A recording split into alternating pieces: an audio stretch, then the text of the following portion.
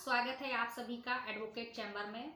और आज हम आपको एक खास कार्यक्रम एक मुलाकात के तहत आपको एक ऐसे अधिवक्ता से रूबरू कराते हैं जो कि सीनियर एडवोकेट हरिओम भारद्वाज जी हैं। आइए जानते हैं उनसे कुछ क्रॉस एग्जामिनेशन के बारे में जो कई गंभीर अपराधों से जुड़े होते हैं, जैसे कि 376 या पॉक्सो। तो आइए जानते हैं कि 376 में जिरह क्यों की जाती है। सर, सबसे पहले हम आपका स्वागत करते हैं अपने चैनल में। आपके बहुत बहुत धन्यवाद। बात आपने पूछी है जिरह की, तो जिरह को इंग्लिश में क्रॉस एग्जामिनेशन कहते हैं। तो जिरह को क्रॉस एग्जामिनेशन कहते हैं अंग्रेजी में, हिंदी में प्रतिपरीक्षा कहा जाता है और उर्दू में इसे जिरह कहते हैं। अब बात आती है, आपने पूछा कि जिरह क्यों की जाती है। जिरह के पीछे कॉन्सेप्ट क्या है। जिरह का कॉन्सेप्ट यह है कि सत्य को और असत्य को दोनों को अलग करना, सत्य असत्य को सत्य में से अलग करने के लिए, या यूँ कहें कि सत्य और असत्य में से जो कचरा पार्ट चीज़ है, जो असत्य है, उसको कैसे अलग करेंगे, यही काम जिरह का है। और ये कॉन्सेप्ट बहुत पुराना है, प्राचीन काल से है। हमारे सनातन धर्म में भी इसकी व्यवस्था दी गई है, जो ऐसा किया गया है। आप मुझसे सवाल क्या है, आपका विशेष सवाल क्या है। सर, हमारा विशेष सवाल ये है कि अगर किसी व्यक्ति पर 376 या पॉक्सो के एक्ट के तहत कोई FIR दर्ज होती है और उसमें उसको झूठा फंसाया गया है, तो उसका बचाव कैसे करेंगे, ये कैसे साबित किया जाता है, क्या इसका प्रोसेस होता है। हमारे जो वरिष्ठ अधिवक्ता हैं, जो जूनियर काउंसिल्स हैं, उनके लिए जिरह में सबसे पहले महत्वपूर्ण ये होता है कि कोई केस दर्ज होने के बाद कौन कौन से स्टेप्स होते हैं, आरंभ से अंत तक कौन कौन से कॉन्सेप्ट होते हैं। सबसे पहले क्या होता है कि कोई घटना घटित होती है तो जो विक्टिम होता है, जो पीड़ित पक्ष होता है, वो अपना जो ग्रीवांस होता है, अपनी जो समस्या होती है, उसको लिपिबद्ध करके, उसको लिख करके प्रार्थना पत्र के रूप में थाने पर देता है, जिस पर FIR दर्ज होती है। FIR को हिंदी में प्रथम सूचना रिपोर्ट कहते हैं। वो प्रथम सूचना रिपोर्ट इसलिए होती है कि वो पहला प्रार्थना पत्र होता है उस ऑफेंस विशेष का।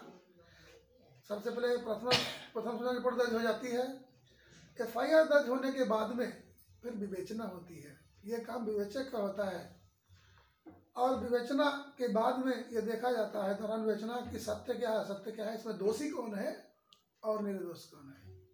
जो निर्दोष पाया जाता है विवेचना में, उसे द्वारा अंतिम आख्या द्वारा फाइनल रिपोर्ट उस विवेचना से अलग कर दिया जाता है कि इसके विरुद्ध आरोप नहीं पाया गया, इसे दोषी नहीं पाया गया प्रथम दृष्टया। जो आरोपी होता है, जो दोषी प्रथम दृष्टया दिखाई देता है, उसके खिलाफ आरोप पत्र प्रेषित न्यायालय किया जाता है।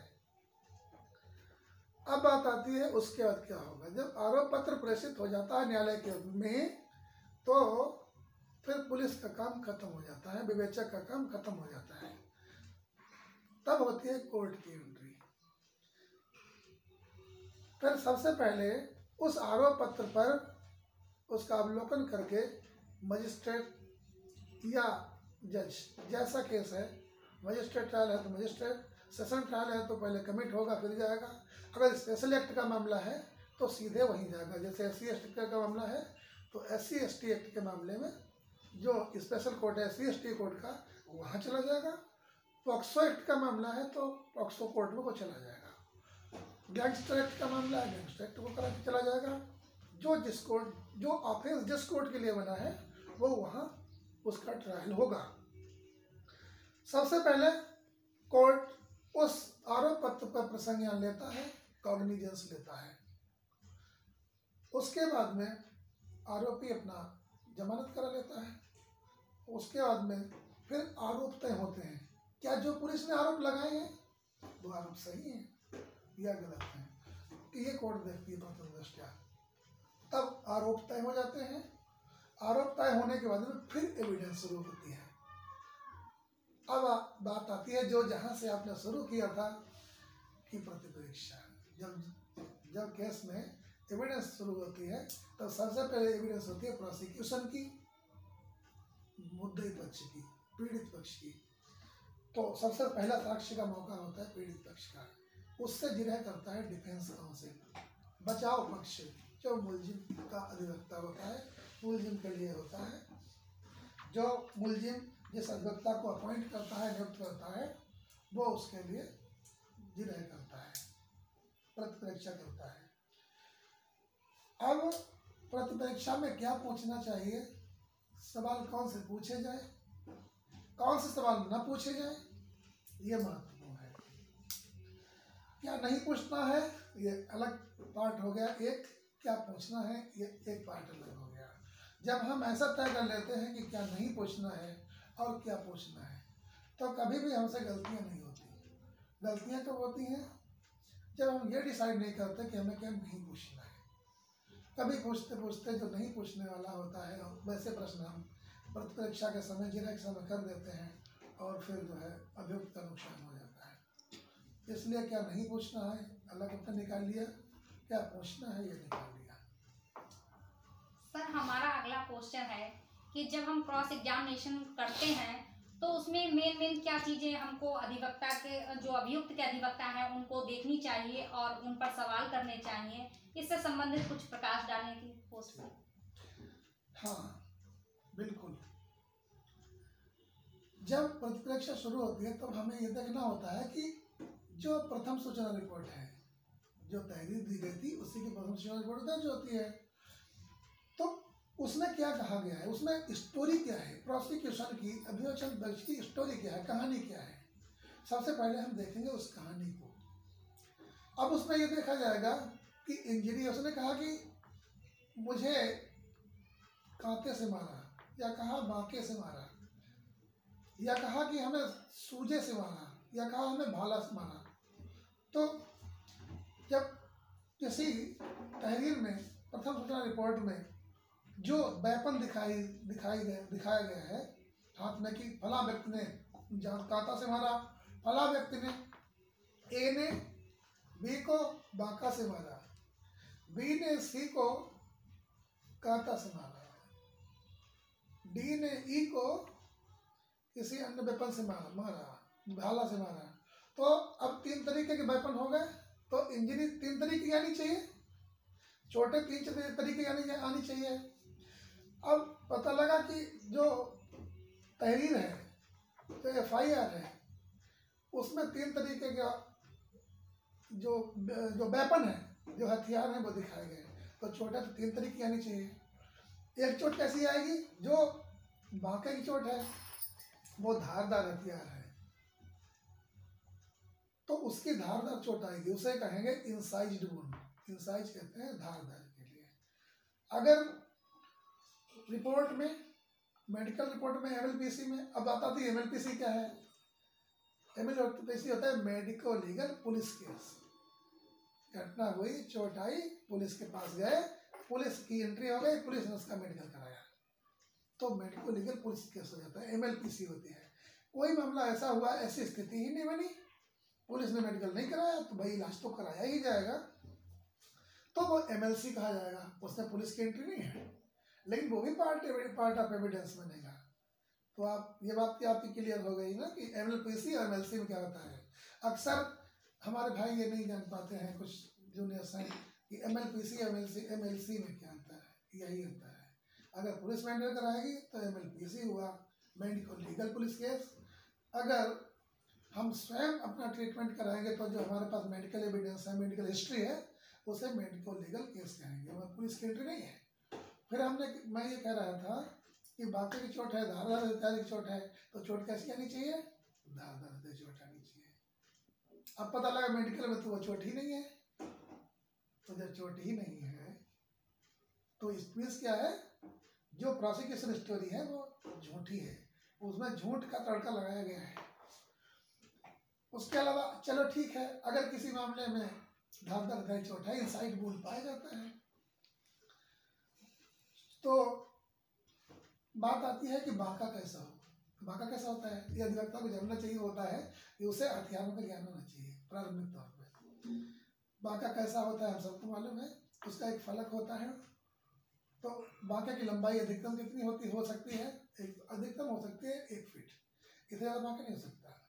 तो माने अगर किसी को बाका मारा जाएगा तो उसकी जो लेंथ होगी चोट की वो कितनी आ सकती है, अगर 1 फुट का है तो बहुत ज़्यादा 8 से 10 इंच आएगी। पूरा तो बैठेगा नहीं, पूरा बैठने से संभावना कमी होती है।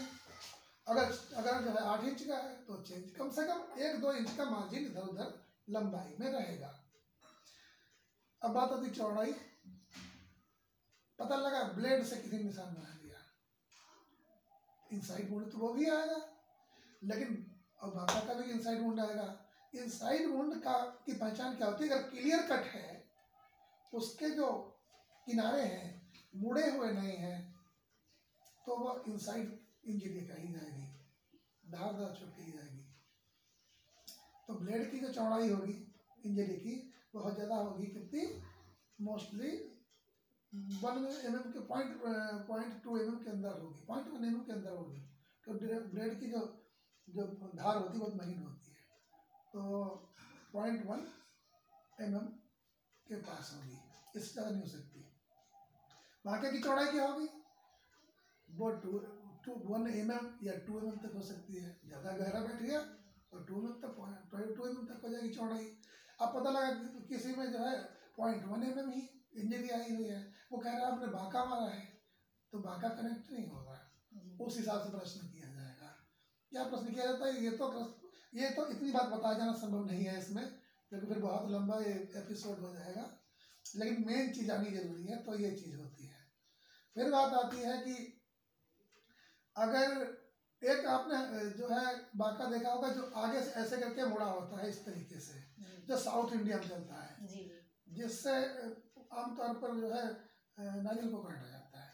उस बाके को मारा गया तो कैसी चोट आएगी, तो पहले वो घुसेगा फिर वो खींचेगा, तो वहाँ पे एक गहरा घाव होगा, डीप इंजरी होगी, डीप सार्पेज इंजरी होगी, और फिर लॉन्ग इंजरी होगी, फिर लॉन्ग इंजरी होगी, ठीक है ना, लंबी चोट होगी।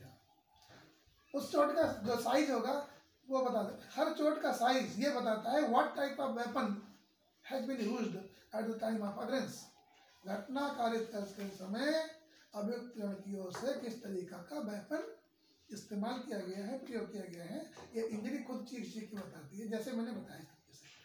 उसके बाद होता है कि अगर किसी का भाला है तो भाला क्या करेगा, भाला नहीं सूजा, भाला वाली बात बाद में बताएंगे। भाला का बूंद आएगा स्टेप बूंद, स्टेप कहते हैं भोंकने को, तो वो भोंका हुआ घाव होगा। अगर उंगली है, उंगली बहुत हार्ड हो, उंगली भोंक दी जाए तो उंगली का इंजरी अलग तरीके की होगी। भाले में सूजे में आगे नोक, उसकी जो टिप होती है वो बहुत शार्प होती है, तो वो भोंका हुआ घाव होगा। भोंके हुए में अंतर है कि अब कोई चीज़ हल्की चीज़ जैसे सुई होती है, वो स्टेप, दूसरे भोंके हुए घाव को स्टेप वुंड कहते हैं, लेकिन सुई जो इंजरी पहुंचाती है, सुई स्टेप वुंड, सुई भी भोंकी जाती है, लेकिन सुई के इंजरी को स्टेप वुंड नहीं कहा जाएगा। सुई के उसको घाव को, पॉइंट को कहा जाएगा पंक्चर पॉइंट, वो पंक्चर करता है, एक उसका स्ट्रेस बहुत कम होता है। सुई की जितनी औकात है उतना ही तो इंजरी देगा इंट्री में, भाला की जितनी औकात है, जितनी उसकी टिप है उस हिसाब से इंजरी देगा। भाला कितना लंबा रहा होगा तो वो लंबाई माने रखती है। अगर ज़्यादा गहरा घुसा हुआ है तो माने लीथल ब्लो था, प्राण घातक प्रहार हुआ, ज़्यादा कस के मार दिया गया तो ज़्यादा, अगर किसी को जरा सा चुभा है, स्टेबिंग हुई है, माने धोखे से लगा है, मारपीट हो रही थी, भाला था किसी को धोखे लग गया है। लेकिन अगर अच्छी तरह से भाला भूखा हुआ है, स्टेबिंग है, तो ऐसी स्थिति में माने इंटेंट टू मर्डर, हत्या करने की नीयत से उस भाले को मारा गया है, तो वो हत्या वाली बात उस पार्ट में चली जाएगी। तो इंजरी बताती है कि किस तरीके से हम घाव को चोट के माध्यम से वेपन को पहचानेंगे, और वेपन के माध्यम से पता चलता है कि उस इंजरी को कैसे कनेक्ट करेंगे। तो ये हमारा लोगों का काम होता है कि किस तरीके से कर रहे हैं। अब बात आती है कि भाला की। भाला में 2 फलक होते हैं, धारदार फलक 2 होते हैं। भाला में स्टैबिंग भी होती है, इनसाइड वुंड होता है, क्योंकि जब भाला स्टेबिंग होगी, जब घुसेगा तो स्टेब होगा, फिर चूंकि उसमें दोनों तरफ धार होती है, इसलिए वो इनसाइड वुंड होगा। कैसा होगा? Step with inside wound with stabbing, भाले की चोट आएगी इनसाइड वुंड विद स्टेबिंग, तो इस तरीके की चोट आएगी। अब बात आती है कि कोई व्यक्ति अगर लाठी का टिप मारता है, लाठी, ये हाथ को लाठी मान लेते हैं, उंगली का अगला हिस्सा ये लाठी की टिप हो गई, और इसको जो है किसी के पेट में या कहीं पे घुसेड़ देता है, मारता है कसके, लाठी का पूरा टिप महीन नहीं होती, जरूरी नहीं घुसे, लेकिन इंजरी वो परफोरेशन बहुत कर देगा, इंजरी परफोरेटेड इंजरी कही जाती है। जैसे घर की देसी भाषा में क्या कहते हैं हम लोग, हुरा मार दिया किसी चीज का, हुरा मारे टिप अंग्रेजी में कहते हैं। अगर लाठी का हिस्सा मारेंगे, लाठी सीधी अगर किसी को ऐसे करके मार देंगे तो क्या होगा? कौन सा घाव बताया हमने, चोट बताई है? नहीं, अभी हमने क्या बताया था, ध्यान नहीं है उसका। तो परफोरेटेड इंजरी, उसे परफोरेशन कहते हैं। ऐसे ये रखा हुआ है, ये हमारा पेट है, और इसमें पेट में ऐसे करके मारेंगे तो वो परफोरेट कर जाएगी, उसमें लाल लाल सा बीच में जहाँ पर ज़्यादा उसको बैठेगा वहाँ लाल हो जाएगा, उसके बाहर की जो बाहरी एरिया है वो नीला सा पड़ जाएगा इंजरी, और फिर वो फैलती जाएगी समय के साथ, 3 दिन तक फैलेगी। तो ये चीज़ इस तरीके की परफोरेटेड इंजरी आएगी। कोई व्यक्ति कहता है कि जो इन्होंने हमारे पेट में जो है लाठी मारी, जो लाठी मारी है सीधी सीधी मारी, तो परफोरेटेड इंजरी आनी चाहिए। और तो हमारा जो डिफेंस काउंसिल है अगर पूछेगा लाठी कैसे मारी थी, अगर वो कहता है इनने पूरे जोर से दोनों हाथ से पकड़ी और इस तरीके से लाठी मारी, ऐसे मतलब परफोरेटेड इंजरी आई नहीं सकती। परफोरेटेड इंजरी आने के लिए सीधा सीधा स्टैबिंग होनी चाहिए। तो इस तरीके से हम सवाल को रखते हैं कि किस तरीके से क्या किया जाए। सर हमारा अगला क्वेश्चन है कि जैसे 376 के केस होते हैं या ऐसे कंडीशन होता है, कभी कभी पुलिस जैसे मेडिकल नहीं करवाती है और पीड़िता कहती है कि हाँ करवाऊंगी, लेकिन कभी कभी पुलिस भी नहीं करती अभियुक्त को बचाव की दशा में, तो उसमें आगे चल के क्या प्रोसेस होता है? क्या वो अपने अगर कोई एविडेंस है या उसने प्राइवेट मेडिकल करवाया वो मान्य है? बिल्कुल मान्य है प्राइवेट, लेकिन प्राइवेट तब मान्य है उसकी जब साबित, मान्य तब होगा जब उसे साबित कराया जाए, प्रूव कराया जाएगा। जहाँ एडमिशन हुआ, जिस डॉक्टर ने उसे ट्रीट किया है तो उसने उसकी मेडिकल हिस्ट्री दी है, एडमिट हुआ होगा, तो एडमिशन उसको डिस्चार्ज स्लिप मिलेगी। जब उसे हॉस्पिटल से छुट्टी दी जाएगी तो डिस्चार्ज स्लिप मिलेगी, उस पर दिया रहता कि इस दिन को, इस तिथि में, इस समय पर ये इंजर्ड भर्ती हुआ हमारे अस्पताल में, इस तिथि को ये डिस्चार्ज हुआ। नीचे डायग्नोसिस लिखा होगा, उसमें डिस्चार्ज पे डायग्नोसिस लिखा होता है, किस डायग्नोसिस ने किस चीज़ का, ये किस चीज़ की बीमारी थी, किस चीज़ का इलाज हुआ है, ये उससे क्लियर हो जाता है। सर हमारा अगला क्वेश्चन है कि 376 के मामले में ऐसा भी, जी तो ऐसा भी होता है कि सर पीड़िता जो है होती है वो मेडिकल करवाने से मना कर देती, तो इसका हमको क्या बेनिफिट मिलता है? अगर पीड़िता मना कर देती है तो वो तो डिफेंस के लिए अच्छी बात है, इसमें खराब क्या है? कायदे में तो अगर कोई मेडिकल के लिए मना करने की स्थिति तब बनती है किसी की कोई एक्सटर्नल इंजरी हो ही ना, दिखाई ना, कोई जाहिरा चोट हो ही ना, तो जरूरत ही नहीं है। लेकिन कभी अगर विक्टिम को लगता है कि उसको एक्सटर्नल इंजरी नहीं है लेकिन इंटरनल इंजरी है, उसके लिए मेडिकल होना जरूरी है। सर हमारा अगला क्वेश्चन है कि पॉक्सो के केस में जैसे कभी कभी ऐसा होता है कि बच्चा नाबालिग तो होते ही है उसमें, लेकिन उसके साथ साथ लड़कों के द्वारा भी मतलब ऐसा दिखाते हैं कि किसी बच्चे में, लड़की ही नहीं केवल लड़कों के द्वारा भी FIR, जैसे जो पीड़ित बच्चे होते हैं, लड़के भी होते हैं, उन केसों में कैसे डिफेंस से बचा जा सकता है, कैसे क्या डिफेंस करना चाहिए? आपके सवाल का जवाब मैं अपने ही एक केस के माध्यम से देने वाला हूँ। एक मेरे पास केस आया था, अनिल कुमार नाम का व्यक्ति है, ADA 43 में चल रहा है। तो वो जो केस मेरे पास आया उसमें आरोप ये था कि 8 साल की बेटी थी, वो लड़की थी, नाम नहीं बताएंगे, अनिल मुलजिम का नाम था। अनिल जो है 23 साल का व्यक्ति होता है, आरोप ये था कि मेरी बेटी जा रही थी दुकान पर, रास्ते में नहीं मिला, शराब के नशे में भी था। उसने मेरे बच्चे को बुरी नीयत से उठा लिया, पकड़ लिया और पकड़ के बुरी नीयत से उसके दोनों गालों पर, बाएं दाएं दोनों गालों पर काटा बुरी नीयत से। तो वो मामला जो है वो एडीए 43 में ट्रायल हो रहा है। वो थाने के हिसाब से होता है, तो इतबार से वो 43 में है।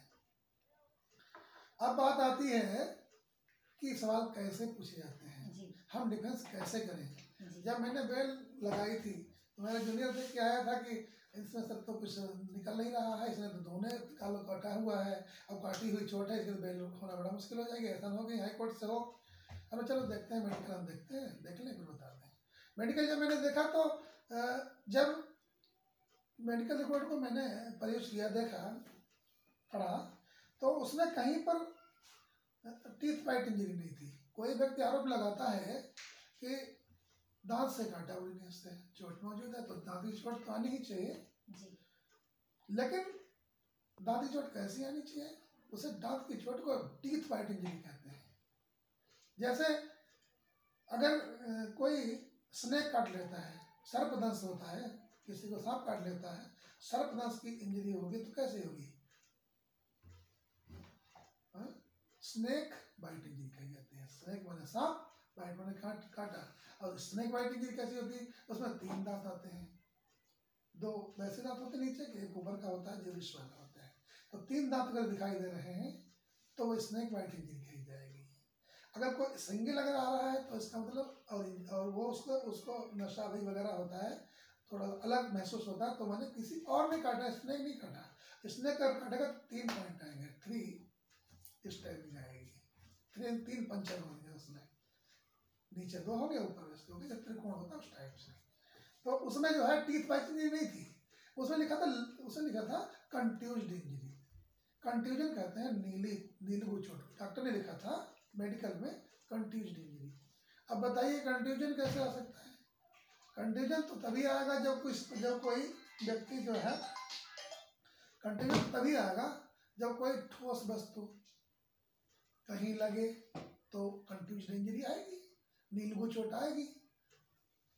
अब कहिए दांत भी तो ठोस होते हैं, दांत कौन सब सॉफ्ट होते हैं? दांत बिल्कुल होते हैं, लेकिन दांत महीन होते हैं, दांत में मिधार होती है। लेकिन दांत चूंकि दांतों की एक अपना शेप होता है, दांतों का अपना शेप होता है, लेकिन जब कोई दांत से काटेगा दांतों का साइज बनेगा जरूर। अब कहेंगे कि जो है उसकी आएगी कैसी चोट? उसकी शार्प एजेड भी आएगी और उसकी लेसरेटेड भी आएगी। चाहे शार्प एजेड दांत इंजरी आए, हल्का दांत लगा होगा तो शार्प एजेड इंजरी आएगी, गहरा दांत बैठ जाएगा तो लेसरेशन भी आएगा। लेकिन अगर हल्का है तो शार्प एजेड इंजरी आएगी, वैसे लेसरेशन भी आएगा, लेकिन दांतों की छाप जरूर आएगी। तो उसमें ऐसा नहीं था, उसमें कंट्यूज्ड इंजरी थी।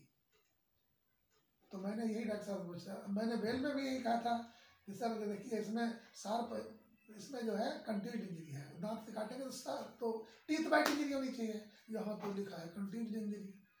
तो ये जो है प्लांट किया गया है, बदले की भावना से इस केस को लिखाया गया है।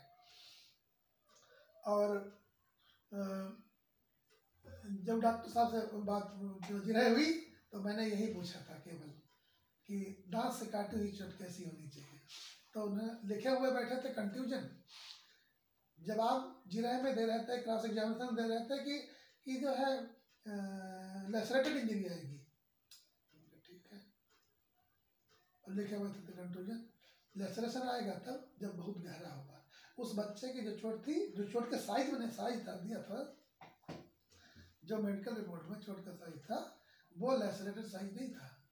साइज से लग रहा था कि इनसाइड इंजरी है, लेकिन टीथ बाइट नहीं थी, दांतों की छाप नहीं थी उसके साइज के हिसाब से, लेसरेशन भी नहीं था कंट्यूजन। तो इसलिए वो मेरा केस हो गया। तो इस तरीके से सवाल पूछे जाते हैं कि क्या प्रोसिक्यूशन स्टोरी में आया है, क्या FIR में आया है, क्या मेडिकल में आया है।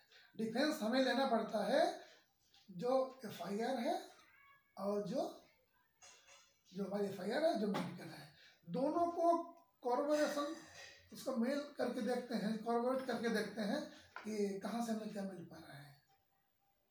जो स्टोरी है उसे मेडिकल प्रूफ कर रहा है कि नहीं कर रहा है।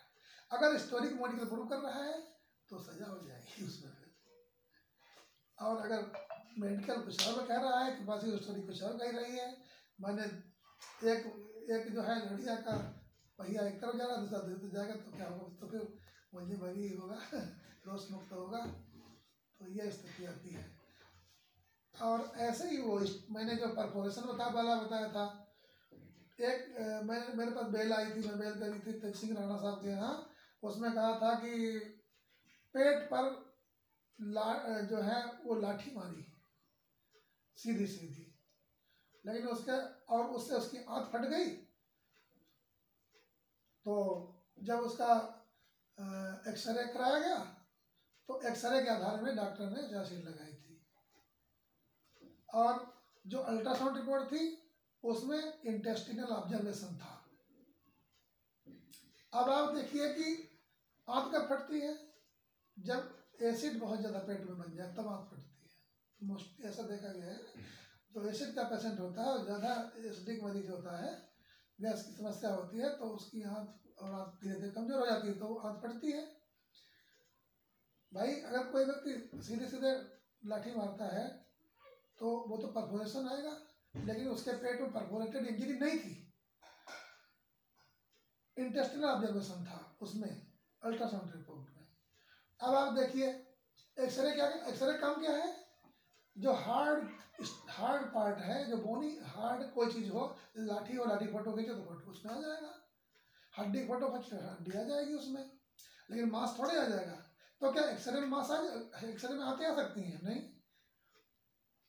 अब आप जो है डॉक्टर साहब ने लिख दिया था उसमें एक्सरे के हिसाब से कि जो है इसमें ये चोट है ये ऐसे करके।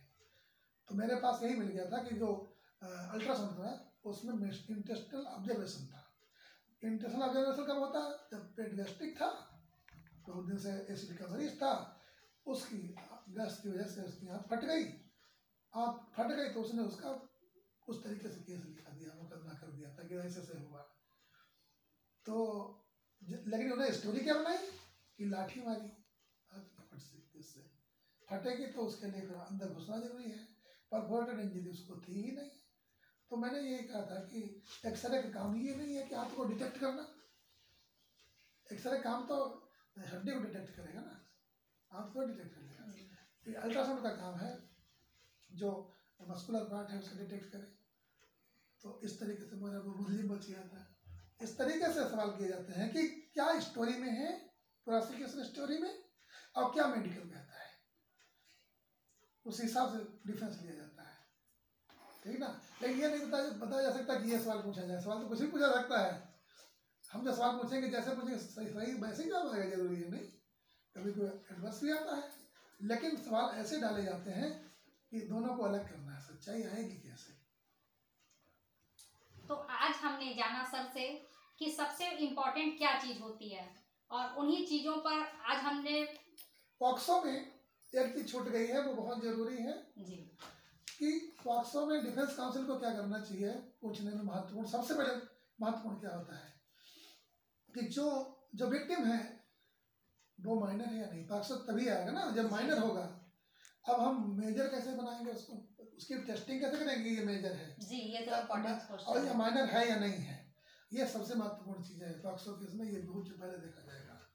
तो उससे पूछा जाएगा सबसे पहले कि ये बताइए बेटा या बेटी कि तुम कितने भाई बहन हो, या उसका पिता या माता आया हुआ है गवाही के लिए। पूछा जाएगा कि तुम्हारे कितने बच्चे हैं, सबसे बड़े की उम्र कितनी है, चाहे नीचे शुरू कर लो चाहे ऊपर शुरू कर लो। सबसे आप इतना बड़ा, हमारा सबसे बड़ा ये बच्चा है, उससे छोटा कितने साल का है, इतने साल का है, उससे छोटा कितने साल का है, इतने साल का है। लेकिन इस सवाल को इस तरीके से नहीं पूछेंगे, डिफेंस काउंसिल नहीं पूछेगा। पूछना चाहिए कैसे, सबसे पहले पूछ दिया पहला बच्चा इतने साल का, दूसरा इतने साल का, तीसरा कितने, सबसे छोटा कितने साल का, एकदम छोटे पे आ जाएंगे। तो फिर जो है थोड़ा वो डिस्टर्ब होगा, सच्चाई तभी निकल पाएगी, तब वो बताएगा। उसके बाद फिर बीच के बच्चे पूछेंगे जो है, जैसे हैं अगर दो ही हैं तो फिर 2 हो चाहे 4 कोई भी हो, लेकिन करना क्या होगा, फिर उसके बाद में पूछा जाएगा भाई अगर उसका पिता आया हुआ है, माता आई हुई है, भाई तुम्हारी शादी कितने साल पहले हुई थी, किस सन में हुई, कितने साल पहले शादी हुई, शादी के कितने साल बाद ये बच्चा तुम्हारा सबसे बड़ा बच्चा पैदा हुआ, शादी कितने साल में सबसे छोटा बच्चा पैदा होगा।